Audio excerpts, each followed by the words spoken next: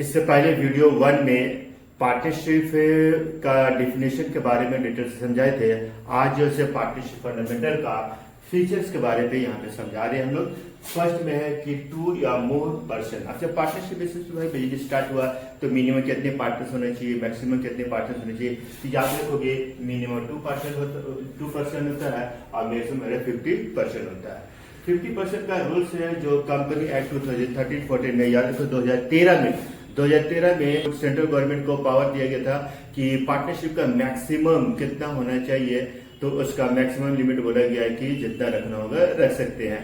फिर दो सेक्शन उसी में 2013 में सेक्शन 464 में फिर मैक्सिमम जो सेंट्रल गवर्नमेंट जो मैक्सिमम जैसे मेंबर से 100 लाया गया। 100 लाने के बाद फिर 2014 में फिर मिसलेनियस रूल्स 10 निकाला गया और उसमें बोला गया कि सेंट्रल गवर्नमेंट को जो पावर दिया गया था वो कहा कि मैक्सिमम 50 फिक्स्ड कर दिया जाए 50। तो ये रहा तुम्हारा 50 फिक्स कर दिया गया। लेकिन सर 2013 से पहले क्या था? 2013 कंपनी एक्ट 1956 का रूल्स 1956 में था कि मैक्सिमम अगर बैंकिंग में 2 पार्ट में बांटा गया था मैक्सिमम को, बैंकिंग बिजनेस और अदर बिजनेस। बैंकिंग बिजनेस बड़े मैक्सिमम 10 होता और अदर बिजनेस बैंक को छोड़कर कोई बिजनेस 20। अगर एग्जाम में 1956 के बारे में जब पूछेगा तो ये तुमको मैक्सिमम बताना पड़ेगा और अगर 2013 के 14 के साथ पूछेगा तो ये अब कुछ नहीं बोलेगा तो नए के हिसाब से ही बताओगे।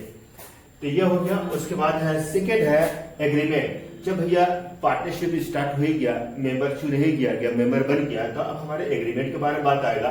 तो एग्रीमेंट जैसे ए और बी दोनों एक बात होगी, चलो ओरल हम लोग बिजनेस स्टार्ट करेंगे। ओरली यानी कि मौखिक मुंह से बात होगा, कितना कैपिटल लगाओ भाई, तुम इतना लगा रहे तुम इतना लगाओगे, प्रॉफिट होगा तो इस रेशियो में बांट लेंगे या बराबर में बांट लेंगे, लॉस होगा तो हम लोग दोनों सह लेंगे। इस तरह से बात होकर के भी और भी बहुत सी बातें होता है जो स्टार्ट कर देंगे मान लिया।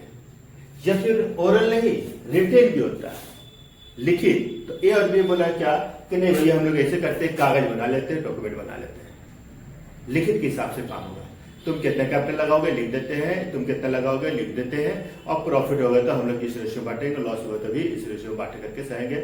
और भी जितना है यहाँ पर आएगा, सैलरी आएगा, कमीशन आएगा, इंटरेस्ट कैपिटल, इंटरेस्ट इन सभी के बारे में आएगा, सब यहाँ पे लिख दिया जाए। तो ये हो गया तुम्हारा लिखित के हिसाब से दोनों हमारा वैल्यू देता है। तो याद रखोगे ओरल भी स्टार्ट हो सकता है और रिटेन भी, ये हमारा एग्रीमेंट में आता है। इसके बाद आपको लॉफुल बिजनेस के बारे में बताएंगे, फिर म्यूचुअल एजेंसी का फीचर्स बताएंगे, प्रॉफिट शेयरिंग रेशियो के बारे में फीचर्स बताएंगे। तो इस वीडियो में इतने तक का, फिर नेक्स्ट के लिए आप आगे देखिएगा। Thank you.